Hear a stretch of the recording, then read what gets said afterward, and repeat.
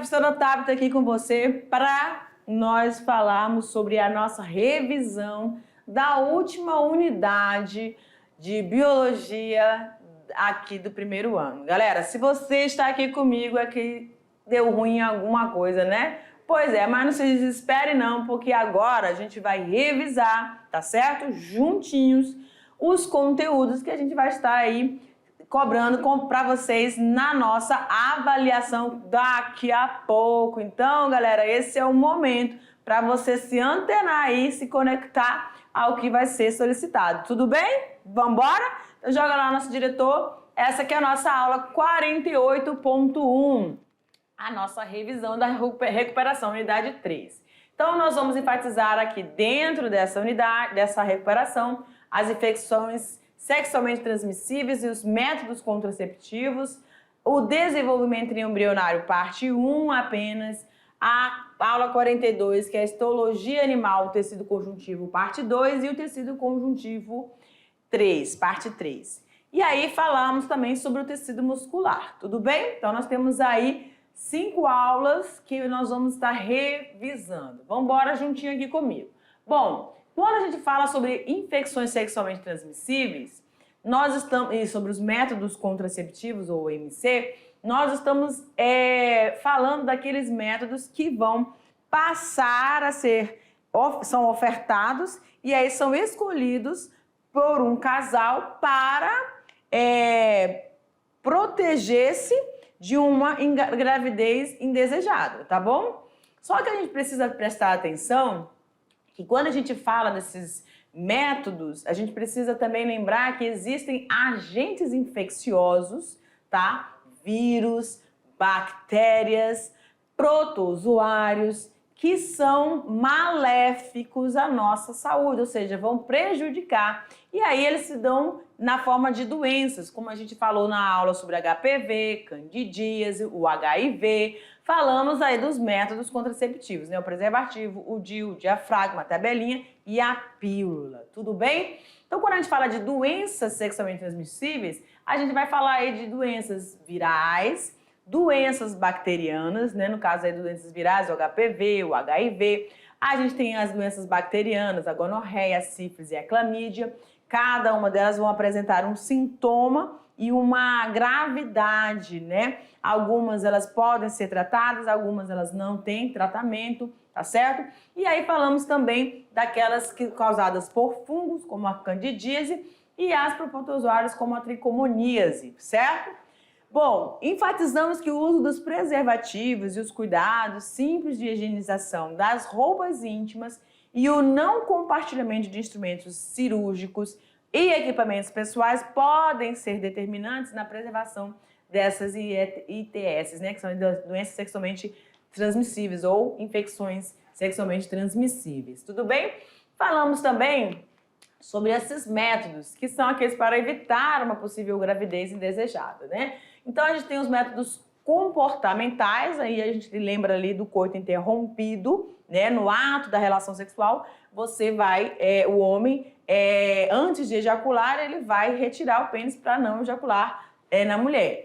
E aí você tem os métodos de barreiras, que são os camisinha feminina, camisinha masculina. Nós temos alguns sistemas que você vai utilizar de materiais diferentes para também evitar essa chegada do espermatozoide até os ovócitos femininos. Falamos dos métodos hormonais, que eles podem ser aqueles aderidos a derme, podem ser injetáveis, tá bom? Falamos do dispositivo intrauterino, que é o DIU, e também das intervenções cirúrgicas, que pode ser a laqueadura ou a vasectomia, né? A vasectomia realizada aí no homem e a laqueadura na mulher, tudo bem? Na tuba uterina, na mulher, e ali no homem também, para retirar, para que o esperma seja produzido, mas não contenha, é cortado ali o ducto deferente. É cortado ali para que os espermatozoides não cheguem a estar presente nesse esperma, tudo bem?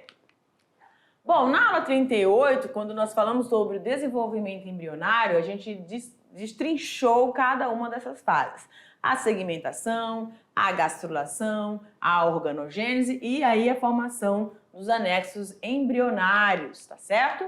Dentro desse processo, a gente falou que a segmentação é a divisão sucessiva de mitoses. São várias divisões celulares, se multiplicando, sempre de 2, de 4, de 8 e assim vai, formando ali o processo do zigoto, após do zigoto, que é a fecundação. Você tem vários blastômeros, desses blastômeros vão formar essa amora, da amora vão formar aí a blástula, a gástrula, né? E aí todo esse processo se deu aí que a gente chama de segmentação. E aí, seguido a segmentação, nós vamos ter a gastrulação, onde nós vamos ter a formação dos folhetos embrionários, ou seja, a ectoderme, a mesoderme e a endoderme. Tudo bem? Por último, a gente vai ter ali a organogênese, ou seja, a formação inicial dos nossos órgãos, tá certo?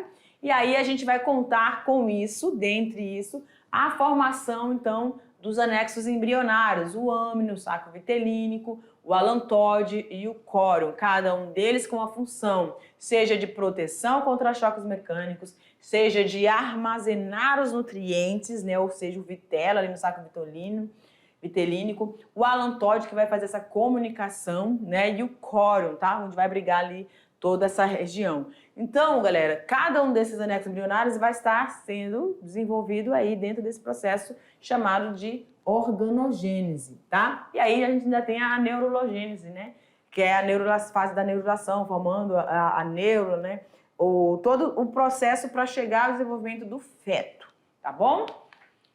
Bom, a gente tem uma questãozinha aqui legal. Olha lá, questão número 1. Segundo o Sistema Brasileiro de Geografia e Estatística, nasceram em 2017 quase 3 milhões de crianças. Considerando o desenvolvimento embrionário ocorre em etapas, que o desenvolvimento embrionário ocorre em etapas, é correto afirmar que na etapa da segmentação, letra A, formação de arquêntero, B, sucessivas divisões mitóticas, C, definição do plano corporal, D, produção do tubo neural e E, diferenciação dos folhetos germinativos. Essa formação dos folhetos germinativos a gente vai ter lá na última etapa, né? Onde você tem ali a fase da organogênese. Aí a etapa de formação do tubo neural na neurulação, né? A última etapa. A definição do plano corporal já é o desenvolvimento de todo o embrião. E a gente tem ali a formação do arquêntero, tá? Isso já vai ser a fase que a gente chama seguida da segmentação. A gente está querendo a etapa da segmentação. Então, vai ser as divisões sucessivas de mitose, tá? Letra B. Ok? Vamos, então, para a aula 42.1. Falamos sobre o tecido conjuntivo e aí enfatizamos o cartilaginoso e o ósseo. Quando a gente fala do tecido cartilaginoso, nós estamos falando de um tecido onde você vai ter uma abundância de substância intercelular, ou seja, entre as células. E aí, nesse tecido, você vai ter grande quantidade de fibras colágenas, elásticas, tá? E os tipos de células, né? Os condrócitos, tá certo? Uma grande quantidade de condrócitos aí presente no tecido cartilaginoso. É um tecido de consistência firme, não é rígido quanto o tecido ósseo. Quais são as funções desse tecido? Sustentação, revestimento de superfícies articulares, facilitando os nossos movimentos. Onde a gente vai conseguir encontrar isso, gente? Na região da traqueia, nessa parte superior, tá? Ai, meu Deus. Oi, meu Deus. Deixa eu voltar aqui. Canetinha. Deixa eu ver. Aqui. Nessa região aqui, nós temos as nossas orelhas, na ponta do nariz e nas epífises, né? Ou seja, as extremidades dos nossos ossos longos. Tudo bem? Vamos embora para o tecido conjuntivo ósseo. A função, são várias funções. Sustentação, auxilia nos movimentos através do apoio dos músculos, reservatórios de minerais como cálcio e fósforo, protege órgãos muito importantes, órgãos vitais, né? O cérebro, a medula espinhal, tá? E também formação das células do sangue. Trata-se de um tecido de sustentação que é definitivo, mais duro e mais forte do que o cartilaginoso. Quais são os tipos presentes? Lá a gente tinha os condrócitos, aqui nós temos os osteócitos, os osteoblastos e os osteoclastos. Bom, na aula 43.1, nós temos lá o tecido conjuntivo, tecido linfático, o imunitário e o sanguíneo, ou também hematopoético, tá bom? Então vamos lá. No tecido linfático, nós temos então as amígdalas, os órgãos, né? Amígdalas, o timo, o baço, que são órgãos que são produtores aí, que vão auxiliar na defesa do nosso organismo também. Mas esse sistema linfático, ele vai fazer uma drenagem no nosso organismo. Então, todo o extravasamento de líquidos das células, né, vão ser recolhidos através dos vasos linfáticos. E aí, dentro desses, entre esses vasos, nós vamos ter os nódulos, né, ou os linfonodos, que quando o nosso corpo apresenta alguma presença de algum agente infeccioso, o que pode acontecer? A formação de linfonodos nas regiões das axilas e nas regiões das virilhas, sinalizando que tem alguma coisa aí ruim, tá bom? Aí a gente falou aí do tecido sanguíneo. Quando a gente vai ter no tecido sanguíneo a presença das hemácias, né, que são essas células bicôncavas, né?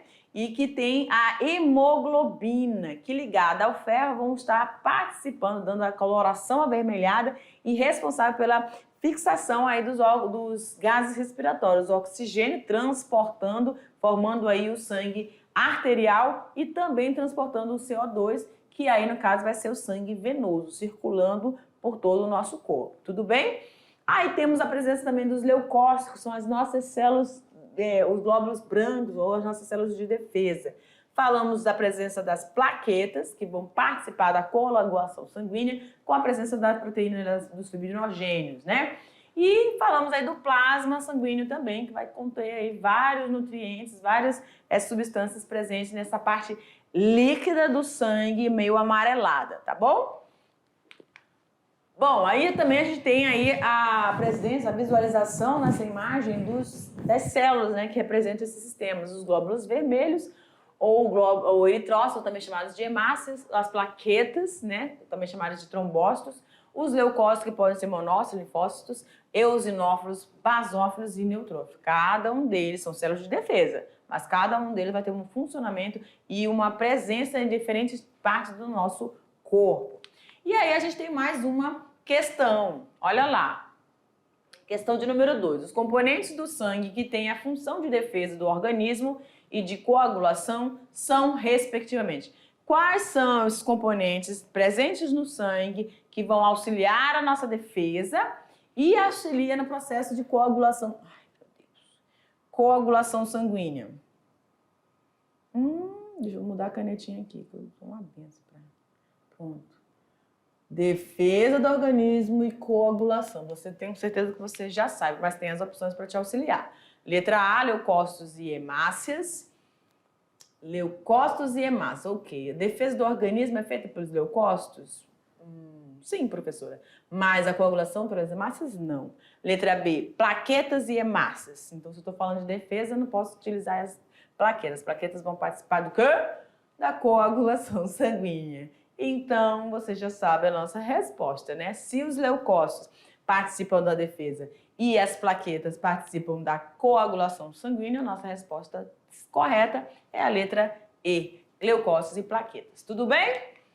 Seguindo aqui na aula 43, a gente está falando aí do tecido muscular. E aí, nesse tecido muscular, formado pelas fibras musculares, você vai ter uma classificação, tá? E essa classificação é tecido muscular estriado esquelético, tecido não estriado ou liso e o tecido estriado cardíaco. Bom, são 3 e você consegue visualizar que eles são diferentes e eles também vão estar presentes em partes diferentes do nosso corpo. O esquelético vai estar distribuído em várias partes, é o que está mais abundante do nosso corpo, o que ele vai auxiliar a gente nos nossos movimentos. Hoje a gente vai encontrar bastante fibras, bastante núcleos, tá bom? E essas fibras musculares são formadas aí por aquelas, lembra da actina, de miosina, que permite o processo de contração e relaxamento, permitindo os movimentos. E aí a gente tem a musculatura lisa ou não estriada, onde elas são mais alongadas, afiladas, né? Apresentam apenas um único núcleo e não apresentam nenhuma estria, tá certo? A musculatura lisa é diferente da esquelética, por quê? Primeiro que a esquelética tem estria. Segundo que o liso é de contração involuntária, assim como o cardíaco. O cardíaco também é de contração involuntária, só que diferente do liso, ele tem estrias, como o esquelético, mas ele vai ter apenas um núcleo também em cada unidade celular, diferente do esquelético. Tudo bem?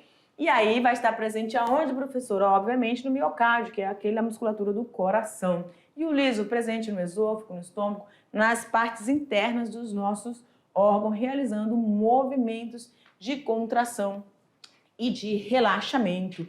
Aqui para mim, nosso diretor. Galera, nós esperamos, eu, professora Laís, professor Jefferson, esperamos que você, né, que chegou até aqui, você consiga superar essa etapa e se saia muito bem na sua avaliação, tá certo? E acontece, né? Alguns imprevistos na vida da gente, e esse é um. Mas não tem problema não, que você vai superar e você vai arrasar na prova, e esse é o nosso desejo, tá bom? Grande beijo e um forte abraço para você. Tchau!